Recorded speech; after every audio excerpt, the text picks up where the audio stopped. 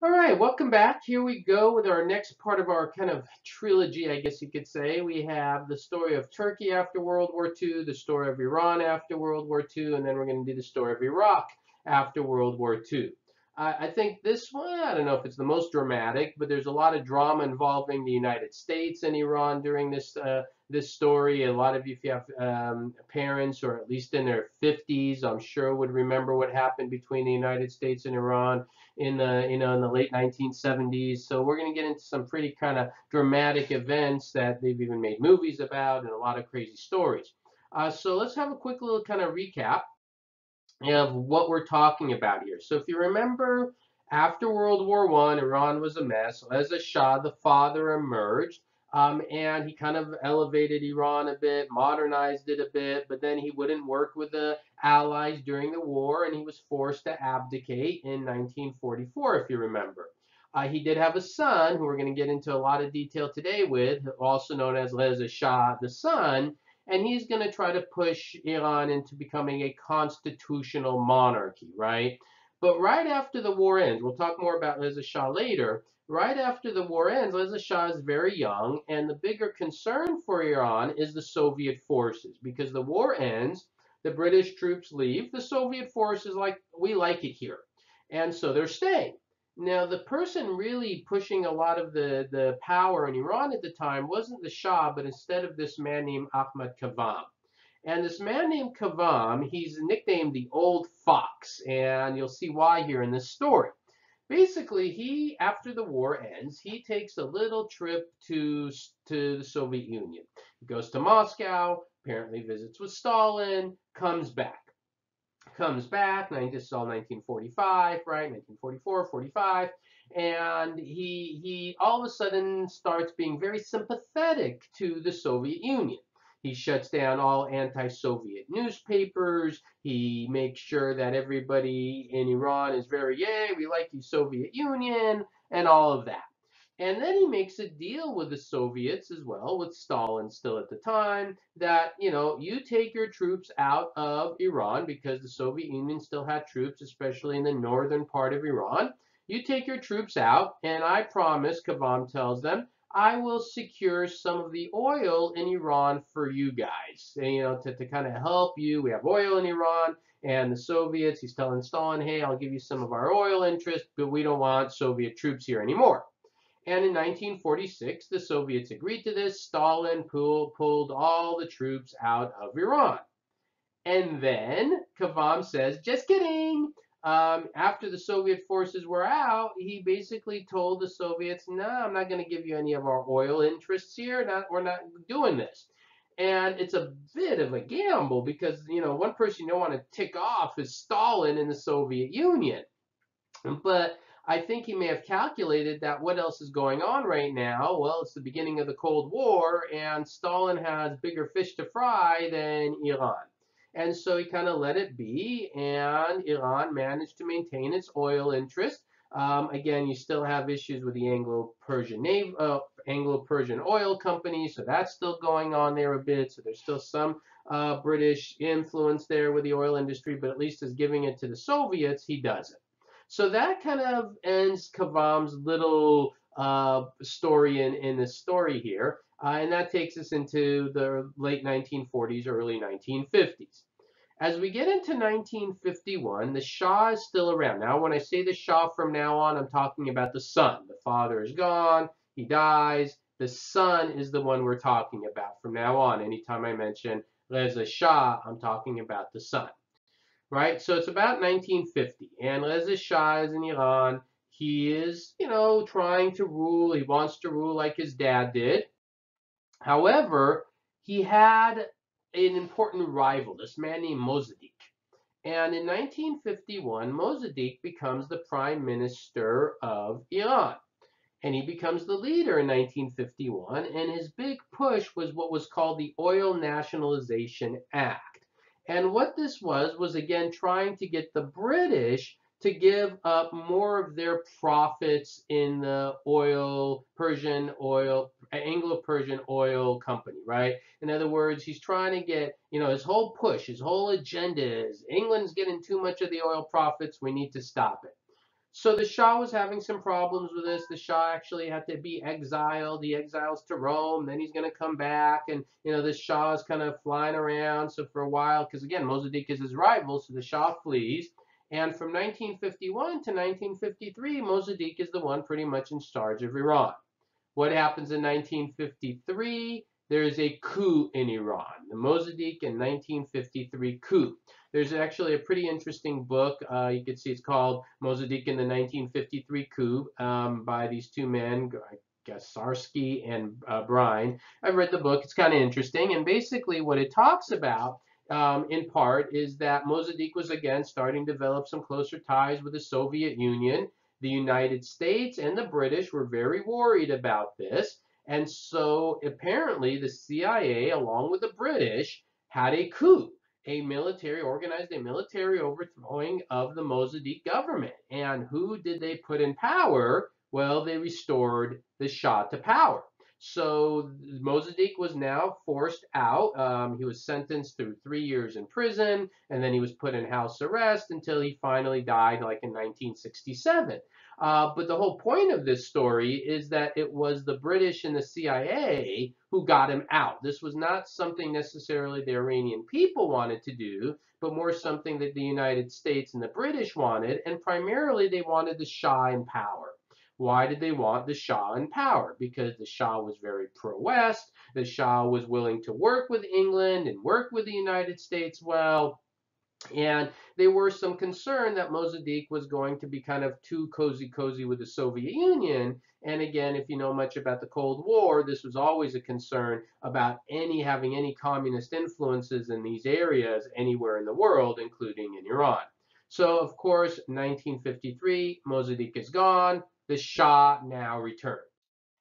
And here he is, 1953. The Shah comes in and begins to rule directly. This is kind of a photo of him when he's a bit older. There are younger photos of him as well. And one of the things I'm going to try to do is find a video to show you as well, a nice documentary on the whole life of the Shah. You'll see some pictures when he's younger, a bit older. One of the things you'll notice in a lot of the images, he dresses like a Westerner. He doesn't dress like a religious theocracy type leader in the Middle East. He acts, he walks, he talks, and he dresses like somebody of the West. It's one of the reasons the Americans and the British really liked him.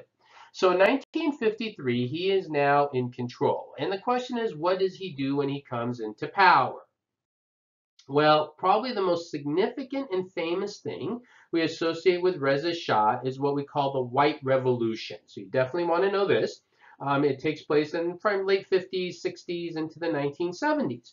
And what he does is kind of build up on what his dad did, but even more so, where he's going to really build up a lot of the infrastructure in Iran. He builds railroads, he builds dams, he builds massive irrigation projects, right? And again, you want to get all these things down, but you also want to know the details I'm giving you on them. He builds the very first steel mill in Iran, believe it or not, until like the 1960s. Iran wasn't producing steel, so that's pretty important. Health cores as they were built in Iran. And what are health cores? Well, again, places where people are going out trying to help prevent diseases and all these things, just kind of mobile health units to help people increase health, and then literacy as well. Literacy in Iran were very low. When the Shah takes over, you ready for this? Only 25%, horrible percent sign, of the population in Iran was literate, and he increases that to 50% and just in the 1960s and 70s, and then it kind of grows from there as well. That kind of ties in with education, more schools. One of the most dramatic things he does is in 1963, very early in this white revolution, he gives women the right to vote, which again, you go, what's the big deal? 1963, right? But in Iran, this was something that, because it was very much a religious state and a lot of the religious theocracy leaders opposed it, he was like, no, we need to do this. And if you watch any videos or look at anything from Iran in the 1960s and 70s, It is very Western. Women wearing makeup, out and about in public, schools. It was a very good relationship between the United States and Iran, actually. And I'm emphasizing this because if anybody knows anything about Iran and the United States, we usually think, man, Iran and the United States, they're like, always at each other. Well, I'm going to show you what happens because we eventually get to the late 1960s.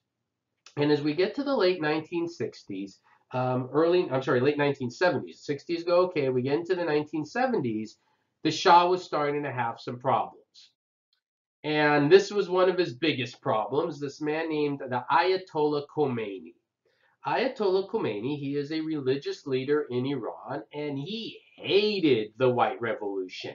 And he had a lot of supporters.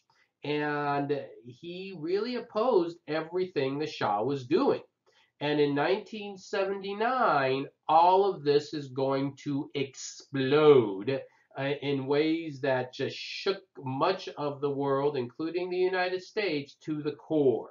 And even all the way, since 1979, this is still impacting not just the Middle East, but the entire world. So I need to tell you the story in more detail now about how the Shah falls in 1979, the dramatic stories about it, the rise of the Ayatollah, what happens during his rule and his reign, and then the aftermath of it all. So there's still a little bit more here to talk about as we move on in our story.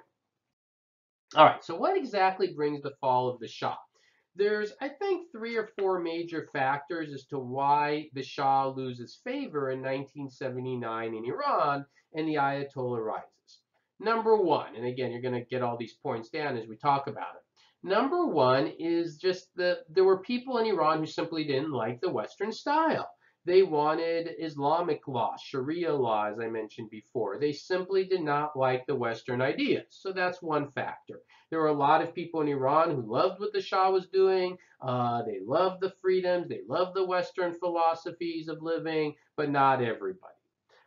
Number two, there were some economic issues and economic problems in Iran. And yes, the Shah did improve a lot of the economy, but much more in the urban areas, not so much in the rural areas.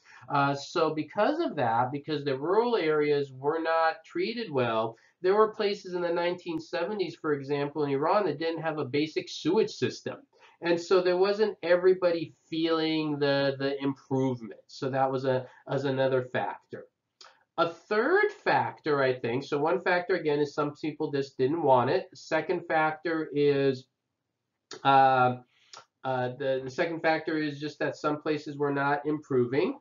A third factor, I would say, is the Shah wasn't very nice to his opponents. One of the things about the Shah is he didn't allow a lot of opposition. And if there were people who opposed his ideas, he wouldn't let them have the freedom to speak their mind. Instead, he suppressed them. Some stories of torturing people who opposed him.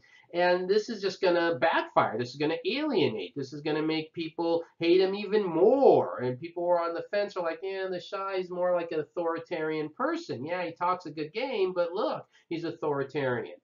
And then I think the fourth factor that really is going to help do him in is he had cancer. And as a result of this, he was very sick, very ill. So how does all those 4 factors end up playing a role? How does it all come together? Well, what ends up happening is in 1978 into 1979, Khomeini, right, is still very vocal, and the Shah outlawed all works of Khomeini. He said, I don't want all government newspapers to shut down anything he says. They attacked him. They just went after Khomeini and all of that. And the idea he was trying to suppress Khomeini. And you're going to see Khomeini is a horrible, horrible, horrible person. But but the act of trying to suppress his speech backfires. It creates more sympathy for Khomeini. People go to the streets, and especially young men who just felt kind of, oh, we're not being treated well under the Shah period, and we don't like these Western styles. They started to get up. There were violent attacks. There were people, stores being attacked and fires being set. All these kind of terrorist-like actions to try to get rid of the Shah. And so that was happening. And then there was this massive strike in Iran where people said, well, we're not working until the Shah leaves. Now, why is that such a global important thing? This was still 1978. Well, Iran produced tremendous amount of oil, and back then the United States was still very reliant on Iranian oil. It wasn't until about 2019, 2000, people don't understand this even, until about 2018, 2019, till the United States became more self-reliant, didn't have to rely on oil from other places. It was so bad that, sometimes we complain, oh, gas prices go up.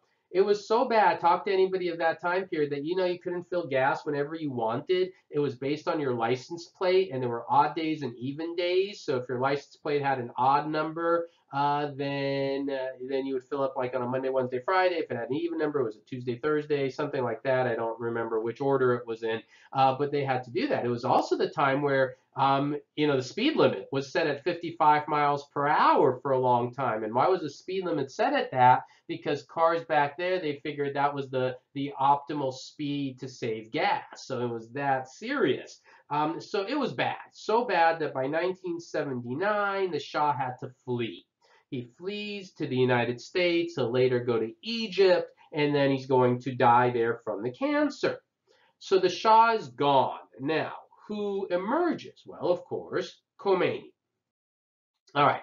So Khomeini comes in from 1979 to 1989, and here you really see this unbelievable reign of terror of Khomeini. So you want to get all these terms down, all these kind of keywords for Khomeini. I'll talk a little bit, I'll show you some images of some people, and we'll go through this. So the Ayatollah, he of course changes Iran to a theocracy. He says, I'm abandoning all the Western ideas, and from now on, Iran is a theocracy state, Islamic, Shiite, right? Remember, they are Shiite, not Sunni, society. And anyone who opposed them was immediately rounded up. But the irony, of course, is they said, oh, we don't like the Shah. The Shah is so mean. The Shah, rounds up people who oppose him. Oh, my God, the Shah is a walk in the park compared to Khomeini. He tortured people. That was very common. Full censorship. There's a man named Salman Rushdie who wrote a book called The Satanic Verses. And he writes this book, and it's about different, ideas. He read about passages in the Quran about paganism that were later removed. And the Ayatollah says, you can't write about anything like that. And he put a fatwa on him. A fatwa is basically a bounty, $2.5 million bounty on his head. And basically said, hey, find this guy and kill him. This guy named Salman Rushdie had to live most of his life underground, basically avoiding because somebody was trying to kill him. So it was all sorts of things like that. The Christian and Jewish population in Iran fled in mass numbers in 1979 because there was no freedoms for them. Any Sunni Muslims would be persecuted. So this was just a really, really horrible time for anybody who didn't follow the rule of the Ayatollah. So the Ayatollah was incredibly controlling. This also leads to one of the more dramatic events in the late 1970s, early 80s, and that's the Iran hostage crisis. So what's the story of the Iran hostage crisis? Well, the Iran hostage crisis, if you're not familiar with this, there was a U.S. embassy in Iran. Now, a U.S. embassy is U.S. territory. It doesn't matter what country it is. Any embassy is territory of that country. So if you have an embassy, a British embassy in Germany, it's British land, right? Our embassies, wherever they are, is American sovereign land, right? And so we had one in Iran. Well, in 1979, a group of loyal supporters of Khomeini entered the American embassy and held them captive, held our workers there hostage. Of 50 Americans were held hostage there. And they will be held hostage for 400 days. This goes on for like a year and a half. This was when Carter was president of the United States, Jimmy Carter. And this tremendously hurt Jimmy Carter's administration. Jimmy Carter already had a reputation of being very soft, not very strong, You had the oil crisis. You had inflation in the United States. This was not a good time in the U.S. Late 1970s. There was a reason Ronald Reagan won the next election so dramatically. And then I don't know if people realize this, when Reagan ran for re-election, he won 49 states. I mean, let that sink in. When we think of ever since about the year 2000, our country has been so divided. But if you go back and look at the numbers in the states of Ronald Reagan, he won states like crazy, right? Like 49 out of 50 states he won, I believe, in his re-election. Anyways, so this Iran hostage crisis humiliates Carter. Carter loses his political office, not only because of this, but because of other factors as well. And then the day Reagan was inaugurated in January of 1981, that's when the hostages were released. And some people believe that was kind of Khomeini just kind of sticking it to Carter. Other people argue is because Khomeini knew that if he didn't release him, Ronald Reagan would have been a little bit tougher. But at the end of the day, they were all released. So this was a very dramatic event. It was kind of the first mega story that you turn on the news and every night it would be, this is the story, this is the story, this is the story. And they would count it. Day 226 of the Iran hostage crisis. Day 227 of the Iran hostage crisis. There's an interesting movie called Argo. If you've never seen it before, it's kind of a very kind of Hollywoodized movie. It's the story of how they create one way to get some of the hostages out before they were all released is they created a fake movie called Argo. And it actually happened. You know, if you watch the movie, it's much more dramatized in the movie, but it's a fun little movie. It kind of gives you a little background of the Iran hostage crisis, something fun to watch. Anyways, so all of that is going on all the way until 1989. And then, of course, Khomeini is going to die, but even after the Ayatollah Khomeini dies, Iran is still under the kind of theocracy, and then they have other political leaders. I'm not going to give you all of them, but of course, a couple that are important is Ahmadinejad. I think I mentioned him once before. So he was in the early 2000s. A man named Rouhani. He's kind of in there in the kind of period about 2015 onward. And so Iran is kind of in an interesting situation. And I'll talk about this 2010 Green Revolution and the nuclear arms deal in a second, but let me just show you a couple pictures here. That's Rushdie. That was the guy who had to live in hiding because of his book. And that's Ahmadinejad again, the man in power for the early 2000s. And that's Rouhani, right, as we talk about the more current period. So around 2010, that was when Ahmadinejad was still in power, there was this attempt called the Green Revolution, because this is the deal.